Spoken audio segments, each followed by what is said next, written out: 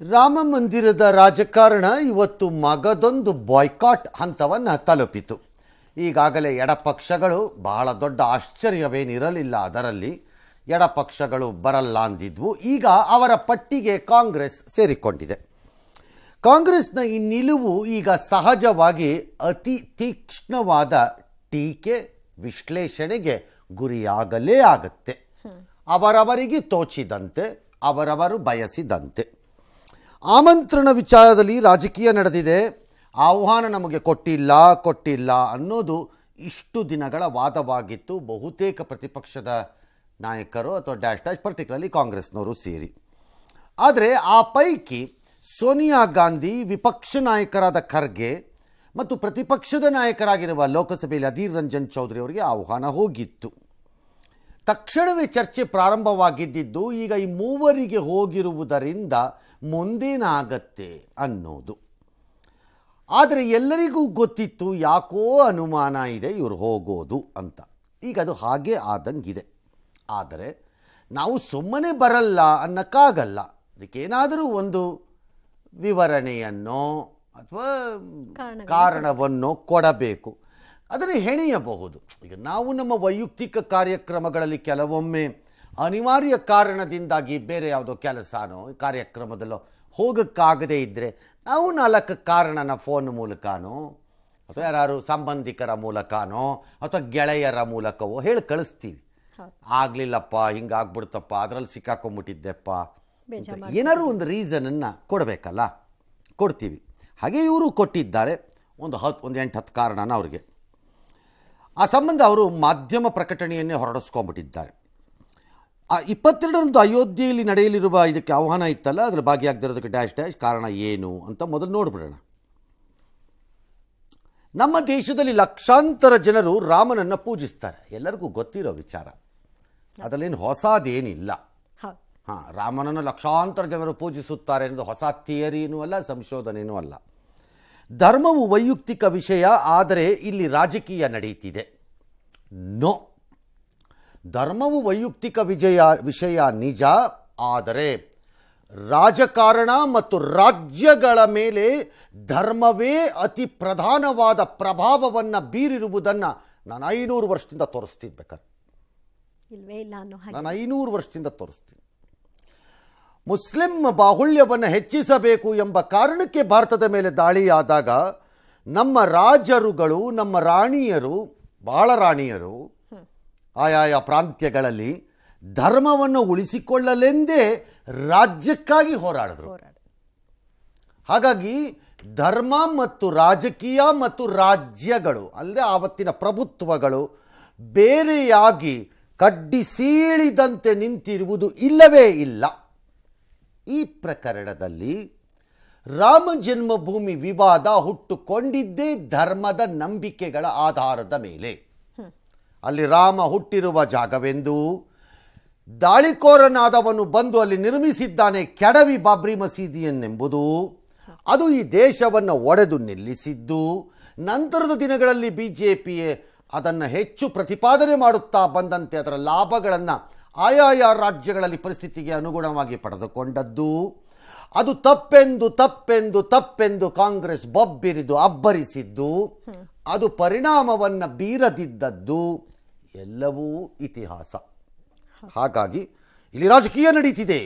ಹೊಸದಾಗಿ ನಿನ್ನೆ ಬೆಳಗ್ಗೆಯಿಂದ ಸ್ಟಾರ್ಟ್ ಆಗಿದೆ ಅಂತ ಕಾಂಗ್ರೆಸ್ಸಿನರು ಅಂದ್ಕೊಂಡ್ರೆ ನನ್ನ ಪ್ರಕಾರ ಫೂಲಿಶ್ನೆಸ್. ಆರಂಭದಿಂದಲೂ ಇದೆ ನನ್ನ ಪ್ರಕಾರ. ಮಂದಿರವನ್ನು RSS ಬಿಜೆಪಿ ರಾಜಕೀಯ ಲಾಭಕ್ಕೆ ಬಳಸುತ್ತಿದೆ. ಓಕೆ, ಇದು ಹೊಸದು ನಮಗೆ. ಕಾರಣ ಇಲ್ಲಿಯವರೆಗೆ ಮಂದಿರ ನಿರ್ಮಾಣವನ್ನು ಭಾರತೀಯ ಜನತಾ ಪಕ್ಷ ರಾಜಕೀಯ ಲಾಭಕ್ಕೆ ಬಳಸ್ಕೋತಾ ಇದೆ ಅಂತ ಹೇಳ್ತಿದ್ರು, ಇನ್ಕ್ಲೂಡಿಂಗ್ ಕಾಂಗ್ರೆಸ್ ಹಲವಾರು ಪ್ರತಿಪಕ್ಷಗಳು. ಬಿಜೆಪಿ ಈಗ ಭಾಳ ಸರಿ ಅಸೆಂಬ್ಲಿಗಳಲ್ಲಿ ಚರ್ಚೆ ಆಗೋವಾಗ ಅಥವಾ ಪಾರ್ಲಿಮೆಂಟಲ್ಲಿ ಆಗೋವಾಗ ಅಥವಾ ಚುನಾವಣೆಗಳು ಬಂದಾಗ, 3 ದಶಕದಲ್ಲಿ ನಾನು ಮಾತಾಡ್ತಾ ಇರೋದು, 92ರ ನಂತರ ನಾನು ಮಾತಾಡ್ತಿರೋದು, ಬಂದ ಚುನಾವಣೆಗಳಲ್ಲಿ ಪ್ರತಿ ಬಾರಿ ಪ್ರತಿಪಕ್ಷಗಳಿಗೆ ಒಂದು ಆಕ್ರೋಶ ಅಥವಾ ಆರೋಪದ ಅಂಶ ಏನಿರ್ತಿತ್ತು ಅಂದರೆ, ಕಟ್ತೀವಿ ಅಂತ ಹೇಳ್ಕೊಂಡು ಓಡಾಡ್ತಾರೆ. ಕಟ್ಟಲ್ಲ, ಇದು ಕಟ್ಟಿಬಿಟ್ರೆ ಇಶ್ಯೂ ಮುಗಿದೋಗ್ಬಿಡತ್ತೆ ಅವ್ರಿಗೆ, ಅದಕ್ಕೆ ಇದನ್ನು ಅದನ್ನು ಜೀವಂತವಾಗಿಟ್ಟಿರ್ತಾರೆ ಅಂತಲೂ ನಾನೇ ಸಾಕ್ಷಿಯಾಗಿರುವ ಕೆಲವು ನಡಾವಳಿಗಳಲ್ಲಿ ಕರ್ನಾಟಕ ವಿಧಾನಸಭೆಯಲ್ಲಿ ಇಟ್ಟಿಗೆ ಎಲ್ರಿ ಹೋಯ್ತು, ಇಟ್ಟಿಗೆ ಎಲ್ಲೋಯ್ತೇಳಿ, ಯಾವಾಗ ಕಟ್ತೀರಿ ರಾಮಂದ್ರ ಅಂತ ಇತ್ತು. ಅದು ಈ ಹಂತವನ್ನು ತಲಪತ್ತೆ ಅಂತ ಬಹು ಜನರು ಭಾವಿಸಿರಲಿಲ್ಲ. Maybe even in BJP, ನಾನು ಹೇಳ್ತೀನಿ ಇದನ್ನು, ಅಲ್ಲೂ ಭಾವಿಸಿದ್ರೋ ಇಲ್ವೋ ಗೊತ್ತಿಲ್ಲ. ಭಾಳ ಜನಕ್ಕೆ ನಂಬಿಕೆ ಇಲ್ಲ, ದೇಶದ ಬಹು ಜನರಿಗಂತೂ ನಂಬಿಕೆಯೇ ಇರಲಿಲ್ಲ ಇದೊಂದು ದಿನ ಆದೀತು ಅಂತ. ಕಾಂಗ್ರೆಸ್ನವರು ಅದನ್ನು ಕೆಣಕುವ ಅಸ್ತ್ರವಾಗೇ ಉಳಿಸ್ಕೊಂಡಿದ್ರು. BJPಯವರು ನಂಬಿದ್ರು, ಅದರಲ್ಲಿ ಕೆಲವ್ರಿಗೆ ಹಾಗೇ ಆಗತ್ತಾ ಅಂತಾನೆ ನೋಡಬೇಕು ಸರ್ ಅಂತಿದ್ದು ಇರಲಿಲ್ಲ. ಹಾಗಾಗಿ ರಾಜಕೀಯ ಲಾಭಕ್ಕೆ ಬಳಸುತ್ತಿದೆ ಅಂದರೆ ಎಲ್ಲರೂ ಮಂದಿರ ನಿರ್ಮಾಣವನ್ನು ಹೇಗೆ ರಾಜಕೀಯ ಲಾಭಕ್ಕೆ ಬಳಸಿದ್ರೋ ಹಾಗೆ ಮಂದಿರ ನಿರ್ಮಾಣವಾಗದಿದ್ದ ಕಾಲದಲ್ಲೂ ಅದನ್ನು ರಾಜಕೀಯ ಲಾಭಕ್ಕೆ ಎಲ್ಲರೂ ಬಳಸಿಕೊಂಡೇ ಇದ್ದಾರೆ, ಇನ್ಕ್ಲೂಡಿಂಗ್ ಕಾಂಗ್ರೆಸ್. ರಾಮ ಮಂದಿರ ನಿರ್ಮಾಣ ಕಾರ್ಯ ಇನ್ನೂ ಪೂರ್ಣಗೊಂಡಿಲ್ಲ. I want to say something ಇಲ್ಲಿ. ರಾಮ ಮಂದಿರದಲ್ಲಿ ಜನವರಿ 22ನೇ ತಾರೀಕು ನಡೀತಾ ಇರೋದು ಮಂದಿರ ಉದ್ಘಾಟನೆಯಲ್ಲ, ಪ್ರಾಣ ಪ್ರತಿಷ್ಠಾಪನೆ, ವಿಗ್ರಹದ ಮೂರ್ತಿಯ ಪ್ರಾಣ ಪ್ರತಿಷ್ಠಾಪನೆ ಅಷ್ಟೇ. ಅದು ಮಂದಿರದ ಉದ್ಘಾಟನೆಯಲ್ಲ. ಹಾಗಾಗಿ ಅದು ಪೂರ್ಣಗೊಂಡಿಲ್ಲ.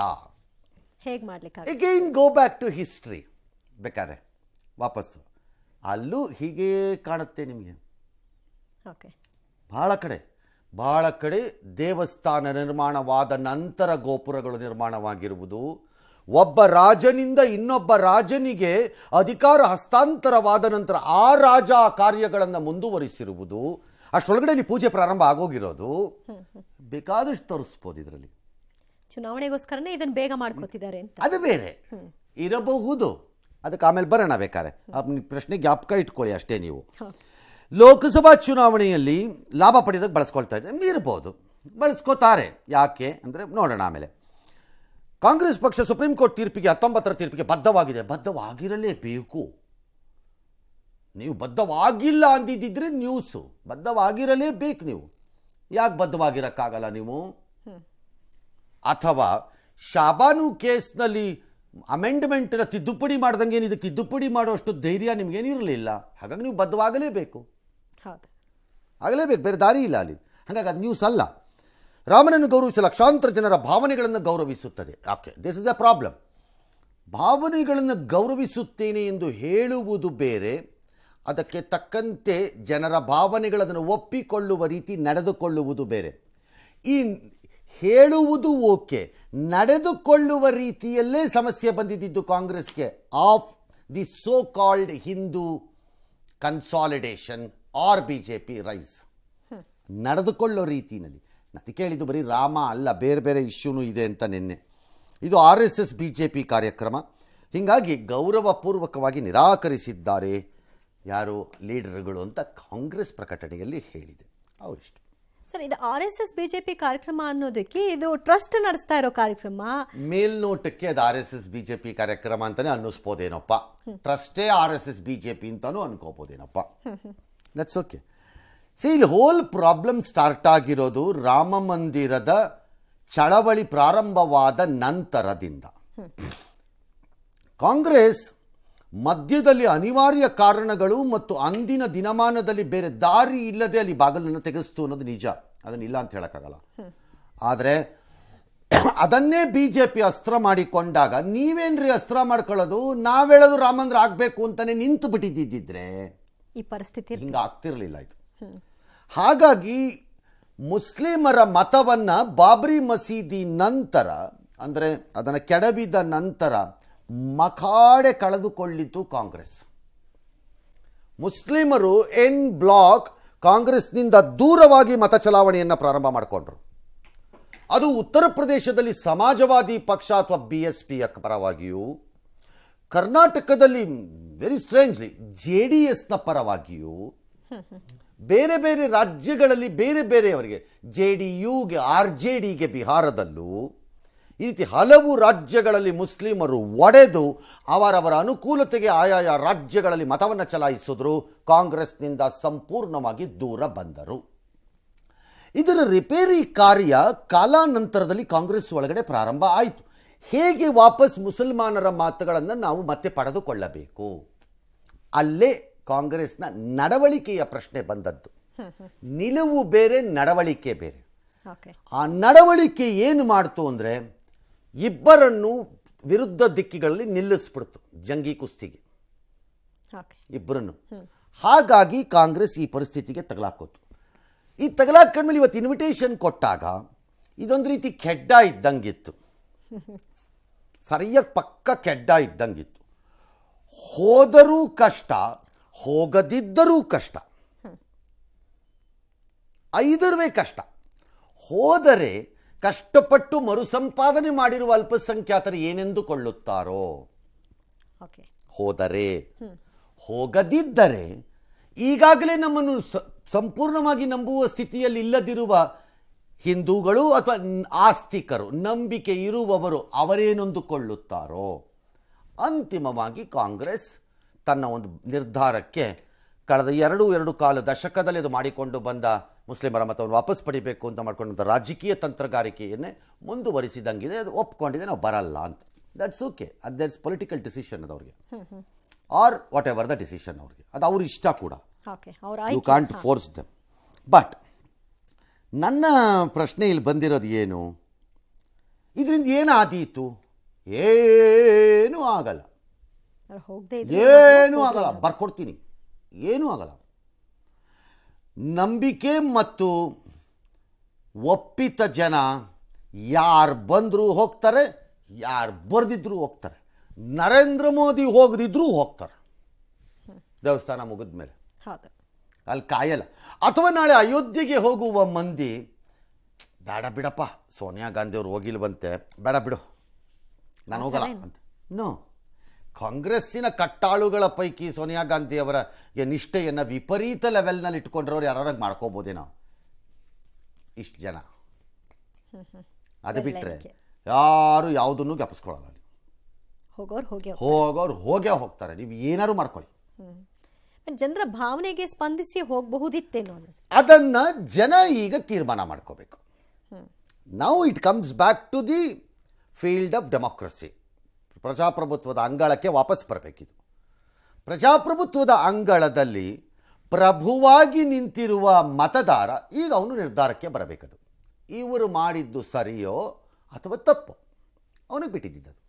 That is the beauty of democracy. ಉದ್ಘಾಟನೆ, ಎರಡು ಪ್ರಮುಖವಾದ ಪ್ರಶ್ನೆಗಳವ್ರದ್ದಿರೋದು, ಎರಡೋ ಮೂರೋ. ಉದ್ಘಾಟನೆ ಅಪೂರ್ಣ, ದೇವಸ್ಥಾನ ಮುಗಿದಿಲ್ಲ. ನಾನು ಆಗಲೇ ಹೇಳಿದೆ, ಅಲ್ಲಿ ರಾಮಲಲ್ಲ ಬಾಲರಾಮನ ಪ್ರಾಣ ಪ್ರತಿಷ್ಠಾಪನೆಯೇ ಹೊರತು ದೇವಸ್ಥಾನದ ಉದ್ಘಾಟನೆ ಅಲ್ಲ ಅದು ಅಂತ ನನ್ನ ವಾದ. ಅದಕ್ಕೆ ಹಿಸ್ಟ್ರಿನಲ್ಲೂ ಸಪೋರ್ಟಿವ್ ಆಗಿದೆ. ಎರಡನೇದಕ್ಕೆ ಬರೋಣ ಈಗ, ಪಾಯಿಂಟ್ ನಂಬರ್ 2, ಅದಕ್ಕೆ ಸಂಬಂಧಪಟ್ಟಂಗೆ ಈ ಅಪೂರ್ಣ ಅನ್ನೋ ಪ್ರಶ್ನೆಗೆ. ಈ ನಮ್ಮ ಟಿ ವಿನಲ್ಲಿ ಪ್ರೋಗ್ರಾಮ್ ಮಾಡೋರು ಯಾರು ಒಬ್ಬರು ನನಗೆ ಹೇಳಿ ಇದು ನಡೆದಿಲ್ಲ ಅಂತ, ನಾನು ನ್ಯೂಸ್ ಮಾಡೋದು ನಿಲ್ಲಿಸ್ಬಿಡ್ತೀನಿ. ಆಗ ಸರ್ಕಾರಿ ಯೋಜನೆಗಳು ಅಪೂರ್ಣವಾಗುವುದಕ್ಕೆ ಮೊದಲು, including Sonia Gandhi or Kharge or Rahul or Narendra Modi or Yediyurappa or Siddaramaiah or Shivakumar, ಎಷ್ಟು ಇನಾಗ್ರೇಟ್ ಮಾಡಿಲ್ಲ ಹೇಳ್ರಪ್ಪ ಚುನಾವಣೆಗೆ ಮೊದಲು? ಎಷ್ಟು ಮಾಡಿಲ್ಲ ಅಂತ ಯಾರು ಒಬ್ರು ಹೇಳ್ರಪ್ಪ ನನಗೆ. ಎಲ್ಲ ಮುಗಿದು ಫಳಫಳ ಅಂತ ಹೊಳೆಯುತ್ತಿದ್ದಾಗ ಟೇಪ್ ಕಟ್ ಮಾಡಿದ್ದೀರಾ? ಇವತ್ತು ನೀವು ಬಳಸ್ಕೊಳ್ತಾ ಇರೋ ವಿಕಾಸಸೌಧ ಸಂಪೂರ್ಣವಾಗಿ ರೆಡಿ ಆಗಿತ್ತಾ ಇನಾಗ್ರೇಟ್ ಆದಾಗ? ಎಷ್ಟು ಕೊಡಲಿ ಈ ಥರದ್ದನ್ನು? ಆರ್ ಚುನಾವಣಾ ಪೂರ್ವದಲ್ಲಿ ಕಲ್ಲು ಹಾಕುವ ಕಾರ್ಯಕ್ರಮವನ್ನು ಉದ್ದುದ್ದಕ್ಕೆ ನಿಲ್ಲಿಸ್ಬಿಟ್ಟು ಉದ್ದುದ್ದಕ್ಕೆ 26 ಕಲ್ಲು ಎಳಿತೀರಲ್ಲ, ಅವೆಲ್ಲ ಮುಗಿದಿರುತ್ತವ? ಜಸ್ಟ್ ಅಡ್ಮಿನಿಸ್ಟ್ರೇಟಿವ್ ಆಡಳಿತಾತ್ಮಕ ಒಪ್ಪಿಗೆ ಪಡ್ಕೊಂಡು ಆರ್ಥಿಕ ಇಲಾಖೆಯ ಅನುಮತಿಯೂ ಇಲ್ಲದ ಕಾರ್ಯಕ್ರಮಗಳನ್ನು ನೀವು ಪ್ರಾರಂಭ ಮಾಡಿಲ್ವೇನು? ಆ ನಂತರ 4 ವರ್ಷ ಆದಮೇಲೆ ಅದನ್ನು ಯಾರು ಮಾಡಿದ್ರೆ ಅದೆಲ್ಲ ನಾವೇ ಕ್ಲಿಯರ್ ಮಾಡಿದ್ದು ಅಂತ ಹೇಳ್ಕೊಂಡಿಲ್ವೇನು? ಹಾಗಾದರೆ ನೀವು ಮಾಡುವ ಕಾರ್ಯಕ್ರಮ ಯೋಜನೆಗಳಿಗೆ ಚುನಾವಣೆಗೆ ಮೊದಲು ಪೂರ್ಣವಾಗದಿದ್ದರೂ ಮಾಡ್ಕೊತೀವಿ ಅಂದರೆ ಅದು ರಾಜಕೀಯ ಲಾಭ ಅಲ್ಲವೇನು? ಇದರಲ್ಲಿ ರಾಜಕಾರಣ ಇಲ್ಲ ಅಂತ ಯಾರು ಅಂದರೆ ಅದನ್ನು ಒಪ್ಪದೇ ಮೊದಲು ತಪ್ಪು. ಅವರು ಪಡ್ಕೋತಿರ್ಬೋದು ಅದ್ರ ಲಾಭನ, ಎಲ್ಲದರಲ್ಲೂ ಇದ್ದೇ ಯು ಕಾಂಟ್ ಹೆಲ್ಪ್. ಆದರೆ ಅಪೂರ್ಣ ಅನ್ನೋದಕ್ಕೆ ನಮ್ಮ ಉತ್ತರ ಸರ್ಕಾರಿ ಯೋಜನೆಗಳು. ಎರಡನೆಯದು, ಇದು ಇದು ನಿಮ್ಮ ಸರ್ಕಾರದ ಲೆವೆಲ್ನಲ್ಲಿ, ನಿಮ್ಮ ಆಡಳಿತಾತ್ಮಕ ಲೆವೆಲ್, ವೈಯಕ್ತಿಕ ಲೆವೆಲ್ಗೆ ಬನ್ರಪ್ಪ, ಪರ್ಸನಲ್ ಲೆವೆಲ್ಗೆ ಬರೋಣ. ರೈಟ್. 100ರಲ್ಲಿ ಎಷ್ಟು ಮನೆಗಳು ಪೂರ್ಣವೆಂದರೆ ಪೂರ್ಣ ಎಂದು ಸಿದ್ಧವಾಗಿ ಗೃಹ ಪ್ರವೇಶ ಆಗತ್ರಪ್ಪ? ನಾವು ಉಳ್ಕೊಳಕ್ಕೆ ಒಂದು ಪೋರ್ಷನ್ ರೆಡಿ ಆದ್ರೆ ಸಾಕು, ರೆಡಿ ಮಾಡ್ಕೊಂಡು ಹೋಗ್ತಾರೆ.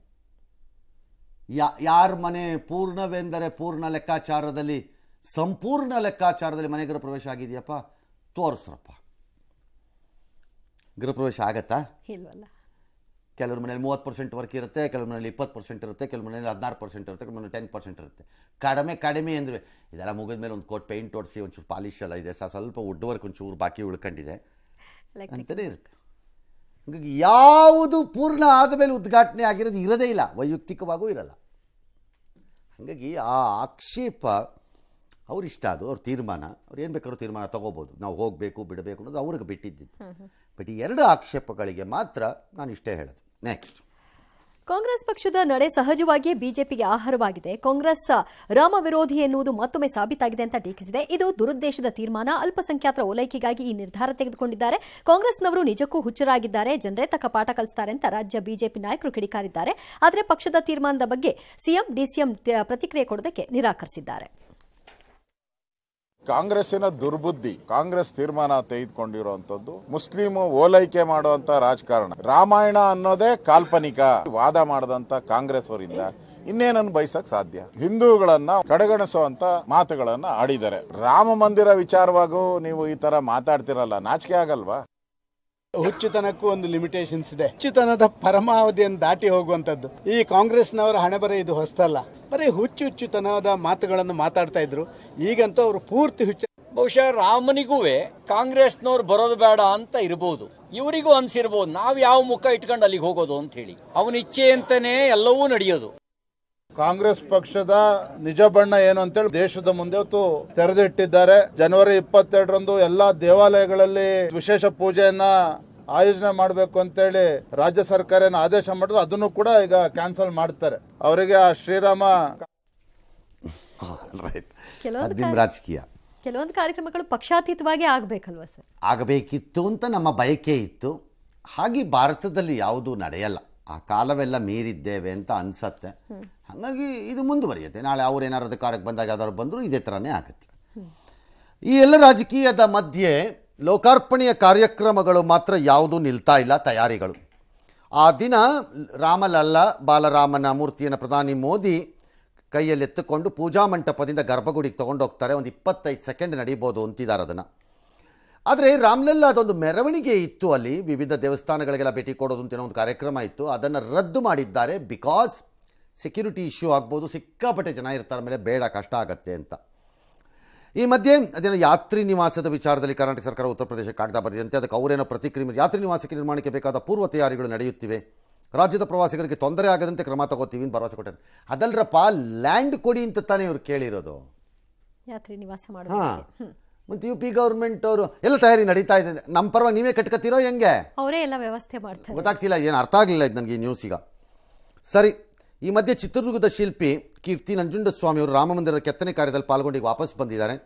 ತಾವು ರೂಪಿಸಿದ ವಿಘ್ನೇಶ್ವರನ ಪ್ರತಿಮೆ ಬಹಳ ಚೆನ್ನಾಗಿ ಬಂದಿದೆ ಅಂತ ಅವರಿಗೆ ಸಂತಸ.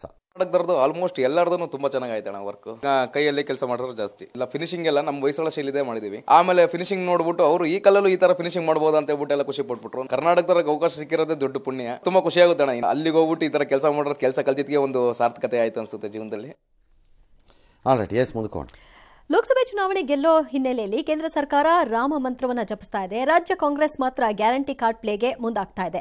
ಗ್ಯಾರಂಟಿ ಅನುಷ್ಠಾನ ಪರಿಶೀಲನೆಗೆ ಕಾಂಗ್ರೆಸ್ ಕಾರ್ಯಕರ್ತರ ನೇತೃತ್ವದಲ್ಲಿ ರಾಜ್ಯ, ಜಿಲ್ಲಾ, ತಾಲೂಕುವಾರು ಸಮಿತಿಗಳನ್ನು ರಚನೆ ಮಾಡೋದಕ್ಕೆ ನಿರ್ಧಾರ ಮಾಡಿದ್ದಾರೆ. ಇದರಲ್ಲಿ ಶಾಸಕರಿಗೆ, ಸಚಿವರಿಗೆ ಜಾಗ ಇರಲ್ಲ, ಕಾರ್ಯಕರ್ತರೇ ಇದರಲ್ಲಿ ಪೂರ್ತಿ ಇರ್ತಾರೆ. ಒಟ್ಟು 4,000 ಕಾರ್ಯಕರ್ತರಿಗೆ ಅಧಿಕಾರ ಹಂಚಿಕೆ ಆಗುತ್ತೆ. ರಾಜ್ಯ ಮಟ್ಟದ ಅಧ್ಯಕ್ಷರಿಗೆ ಸಂಪುಟ ದರ್ಜೆ, 5 ಉಪಾಧ್ಯಕ್ಷರಿಗೆ ರಾಜ್ಯ ದರ್ಜೆ ಸ್ಥಾನಮಾನ ಸಿಗುತ್ತೆ. ಜಿಲ್ಲಾಧ್ಯಕ್ಷರಿಗೆ 50,000 ರೂಪಾಯಿ ಮಾಸಿಕ ಗೌರವಧನ, ಕ್ಷೇತ್ರ ಅಧ್ಯಕ್ಷರಿಗೆ ಮಾಸಿಕ 20,000 ರಿಂದ 25,000 ರೂಪಾಯಿ ಗೌರವಧನ. ಸದಸ್ಯರಿಗೂ ಕೂಡ ಗೌರವಧನ ಇರುತ್ತೆ. ಇದಕ್ಕೆ 16 ಕೋಟಿ ರೂಪಾಯಿ ವೆಚ್ಚ ಆಗುತ್ತೆ. ಇದರಿಂದ ಸರ್ಕಾರದ ಬೊಕ್ಕಸಕ್ಕೆ ಏನು ಸಮಸ್ಯೆ ಆಗಲ್ಲ ಅಂತ ಸಿಎಂ ಹೇಳಿದ್ದಾರೆ. ಗ್ಯಾರಂಟಿಗಳ ಸಮರ್ಪಕ ಅನುಷ್ಠಾನಕ್ಕಾಗಿ ಇದೇ ತಿಂಗಳ 21ರಂದು ರಾಜ್ಯ ಮಟ್ಟದ ಸಮಾವೇಶ ನಡೆಯಲಿದೆ. ಎಲ್ಲಿ ಆಗುತ್ತೆ ಅನ್ನೋದು ಇನ್ನು 2-3 ದಿನದಲ್ಲಿ ಹೇಳ್ತಾರೆ. ಇನ್ನು ಸಂಕ್ರಾಂತಿ ಹೊತ್ತಿಗೆ ನಿಗಮ ಮಂಡಳಿಯ ಪಟ್ಟಿಯನ್ನು ಫೈನಲ್ ಮಾಡಿ ರಿಲೀಸ್ ಮಾಡ್ತಾರೆ. ಈ 5 ಗ್ಯಾರಂಟಿಗಳನ್ನ ಇಂಪ್ಲಿಮೆಂಟ್ ಮಾಡಲಿಕ್ಕೆ ಕಮಿಟಿಗಳನ್ನು ರಚನೆ ಮಾಡಬೇಕು. ಆಗ್ಬೋದು, ಒಂದು 5-6 ಕೋಟಿ ಆಗ್ಬೋದು. 59,000 ಕೋಟಿನಲ್ಲಿ ಒಂದು ವರ್ಷಕ್ಕೆ 5-6 ಕೋಟಿ ಆಗ್ಬೋದು ಅಷ್ಟೇ. To supervise, monitor whether the reserve people get it or not. ಈಗ 21ನೇ ತಾರೀಕು ನಮ್ಮ ACC ಅಧ್ಯಕ್ಷರು ಇಡೀ ನಮಗೆ ಒಂದು ದಿನಾಂಕವನ್ನ ಕೊಟ್ಟಿದ್ದಾರೆ. ನಮ್ಮ ರಾಜ್ಯದ ಕಾರ್ಯಕರ್ತರ ಸಮಾವೇಶ ಎಲ್ಲಿ ಮಾಡಬೇಕು ಅನ್ನೋದನ್ನ ನಾಳೆದಲ್ಲಿ ನಾವು ನಿಮಗೆ ಗೋಷ್ಠಿಯನ್ನು ನಾವು ಮಾಡ್ತೇವೆ. ಓಕೆ, ರಾಜ್ಯ ಸರ್ಕಾರದ ಯೋಜನೆ ಚೆನ್ನಾಗಿ ಜಾರಿಗೆ ಬರಬೇಕು ಅನ್ನೋ ಬಯಕೆ ತಪ್ಪಲ್ಲ. ಪೊಲಿಟಿಕಲಿ ಅವರು ಅದಕ್ಕೆ ಅಶ್ಯೂರೆನ್ಸ್ ಕೊಟ್ಟಿದ್ರು, ಅದನ್ನು ಜಾರಿಗೆ ತಂದಿದ್ದೀರಿ, ಅದು ಚೆನ್ನಾಗಿ ಜಾರಿಗೆ ಬರಬೇಕು ಅನ್ನೋದು ತಪ್ಪಲ್ಲ. ಆದರೆ ಅದಕ್ಕೊಂದು ಪಕ್ಷದ ಕಡೆಯಿಂದ, ಬಿಕಾಸ್ ನೀವು ಕಾರ್ಯಕರ್ತರು ಕೊಡ್ತಾ ಇರೋದಿದ್ದು ಆಬ್ವಿಯಸ್ಲಿ ಅದು ಕಾಂಗ್ರೆಸ್ ಕಾರ್ಯಕರ್ತರಾಗ್ತಾರೆ, ಪಕ್ಷದ ಕಡೆಯಿಂದ ನೀವು ಅದಕ್ಕೊಂದು ಸಮಿತಿ, ನಿಗಾ ಸಮಿತಿ ಅನ್ನೋ ರೀತಿ ಮಾಡ್ಕೊಳ್ಳೋದು ತಪ್ಪಲ್ಲ, ನಿಮ್ಮ ಪಕ್ಷದ ಕೆಲಸ ಅದು. ಆದರೆ ಆ ಕೆಲಸಕ್ಕೆ ಸರ್ಕಾರದಿಂದ ಹಣ ಕೊಡುವುದು ಸರಿಯೋ ಅನ್ನೋ ಪ್ರಶ್ನೆ ಎದ್ದೇಳತ್ತೆ. ಯಾಕೆ ಅಂತ ಹೇಳ್ತೀನಿ. ಈ ಯೋಜನೆ, ಸರ್ಕಾರಿ ಯೋಜನೆಯನ್ನು ಜಾರಿಗೆ ತರ್ತಿದ್ದಾಗ ಇಲ್ಲಿ ಯಾರಿಗೋ 50,000 ರೂಪಾಯಿ, ಯಾರಿಗೋ 20,000 ರೂಪಾಯಿ ಮಾಸಿಕ ಅಂದರೆ you are virtually paying your cadre from government exchequer. ಅದಕ್ಕೊಂದು ಹುದ್ದೆಯ ಸ್ವರೂಪವನ್ನು ಕಲ್ಪಿಸಿ. ಯಾಕೆ ಅಂತ ಅಲ್ಲೂ ಹೇಳ್ತೀನಿ ವಾಪಸ್. ನೀವು ವರ್ಕರ್ಸ್ ಕಮಿಟಿ ಮಾಡೋ ತಪ್ಪು ನಾನು ಹೇಳೋಕ್ಕಾಗ್ತಿಲ್ಲ, ಯಾಕಂದರೆ ಅದು ನಿಗಾ ಸಮಿತಿಯನ್ನು ಪಕ್ಷದ ಕಡೆಯಿಂದ ಮಾಡ್ಕೋಬೋದು. ಪಕ್ಷವೇ ಮಾಸಿಕ ಧನವನ್ನು ಕೊಟ್ಟರೂ ತಪ್ಪಲ್ಲ, ಸರ್ಕಾರದ ಕಡೆಯಿಂದ ಕೊಡೋದು ತಪ್ಪಲ್ಲ ಅದು. ಓಕೆ, ಹಾಗಿದ್ರೆ ರಾಜ್ಯ ಸರ್ಕಾರದ ಕಡೆಯಿಂದ ತೆರಿಗೆದಾರರ ಹಣವನ್ನು ಕಾರ್ಯಕರ್ತರಿಗೆ ನಿಗಾ ವಹಿಸಲಿಕ್ಕೆ 4,000 ಜನರಿಗೆ ಕೊಡ್ತೀವಿ ಅನ್ನೋದೇ ಆದರೆ, ಹಾಗಾದರೆ ಸರ್ಕಾರಿ ಕಾರ್ಯಕ್ರಮಗಳನ್ನು ಜಾರಿಗೆ ತರಲೆಂದೇ ತೆರಿಗೆದಾರರಿಂದ ದುಡ್ಡನ್ನು ತೆಗೆದು ಸಂಬಳದ ರೂಪದಲ್ಲಿ ಕೊಡುತ್ತಿರುವ ಅಧಿಕಾರಿಗಳು ಯಾಕಾದರೂ ಇರಬೇಕು? ಅವ್ರ ಡ್ಯೂಟಿ ಯಾಕಿರಬೇಕು ಅವ್ರು? ಹಾಗಾದ್ರೆ ಅವ್ರ ಕೆಲಸ ಏನು? What is their job? A tahsildar, a BDO और चीफ सेक्रेटरी ऑफ जिला पंचायत ಅಥವಾ ಡೆಪ್ಯೂಟಿ ಕಮಿಷನರ್ ಯಾರು ಹಾಕೊಳ್ಳಿ, ನಾನು ಹೇಳ್ತಿರೋದು, ಅಥವಾ ಅಸಿಸ್ಟೆಂಟ್ ಕಮಿಷನರ್ಸ್, ಇವ್ರದ್ದು ಕೆಲಸ ಏನು? ಹಾಗಿದ್ದರೆ ಹಾಗಾದ್ರೆ ಅವ್ರಿಗೆ ಯಾಕೆ ಸಂಬಳ ಹೋಗ್ತಾ ಇದೆ? ಇದು ಪಕ್ಷದ ಹಿತ ಕಾಪಾಡ್ಕೊಳ್ಳೋ ಕೆಲಸ. ನೋ, ಬಲ ಉದ್ದೇಶ ಅಲ್ಲ ನಾನು ಹೇಳ್ತಿರೋದು. ಪಕ್ಷದ ಉದ್ದೇಶ ಸರಿ ಇರ್ಬೋದು, ಯಾಕೆ ಅಂತಂದರೆ ನಮ್ಮ ಯೋಜನೆಗಳು ಜನರಿಗೆ ಸರಿಯಾಗಿ ತಲುಪಬೇಕು ಅನ್ನೋದು. ಆದರೆ ಅದಕ್ಕೆ ಸರ್ಕಾರದಿಂದ ಹಣ ಕೊಡುವುದೇನಿದೆ ಅದು it may not be a good practice to start ಅಂತ ಅನ್ನಿಸ್ತಿದೆ. ಇವತ್ತು 4,000, ನಾಳೆ ಅದು 40,000 ಆಗಬಾರದು ಅಂತ ಹೀಗೆ ಹೇಳೋಣ. ನಂಬರ್ 1. ನಂಬರ್ 2, ರಾಜ್ಯ ಸರ್ಕಾರದಿಂದ ಇದು ನೇಮಕವಾಗತ್ತೆ ಅನ್ನೋದಾದರೆ you have to call for.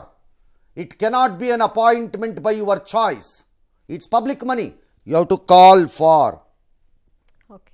ಅದು ಅತಿಥಿ ಉಪನ್ಯಾಸಕನ ಹುದ್ದೆ ಆದರೂ ಕಾಲ್ ಮಾಡ್ತೀರಿ. ಹಾಗಾಗಿ ಇದು ಕಾಲ್ ಮಾಡಬೇಕಾಗತ್ತೆ ಮೋಸ್ಟ್ಲಿ. ಟೆಕ್ನಿಕಲಿ ನಾನು ಹೇಳ್ತಾ ಇರೋದು, ನೀವು ಡಿಸೈಡ್ ಮಾಡಿದ ಹೆಸರುಗಳು. Number 2, what is the qualification? ಯಾವುದೇ ಸರ್ಕಾರದಿಂದ ಸಂಬಳ ಪಡೆಯಬೇಕಾದರೆ ಯಾವುದೇ ರೂಪದಲ್ಲಿ ಅದಕ್ಕೆ ಅರ್ಹತೆ ಏನು ಪ್ರಶ್ನೆ ಬರಲೇಬೇಕು, ಯಾವ ಹುದ್ದೆಗಾರು ಆಗಲಿ. ಅರ್ಹತೆ ಏನು? ನಂಬರ್ 3, ಈ ಅರ್ಹತೆಗೆ ಆಧಾರವಾಗಿ ಈ ಸಂಬಳ ಫಿಕ್ಸ್ ಆಗಿದ್ದಾದ್ರೂ ಹೇಗೆ? ಯಾವುದೋ ಒಂದು ರೂಪದಲ್ಲಿ ಫಿಕ್ಸ್ ಆಗಬೇಕಲ್ಲ. ಹಾಗಾಗಿ ಈ ಹುದ್ದೆಗಳಿಗೆ ಕಾಲ್ ಫಾರ್ ಮಾಡ್ತೀರೋ ಪಕ್ಷದಿಂದ ಪಟ್ಟಿ ತೆಗೆದುಕೊಂಡು ಮಾಡಿದರೆ ಕೊಡಬಹುದೋ ಸರ್ಕಾರದ ದುಡ್ಡನ್ನ? ಪಕ್ಷ ಅಲ್ಲ ನಾನು ಮಾತಾಡ್ತಿರೋದು.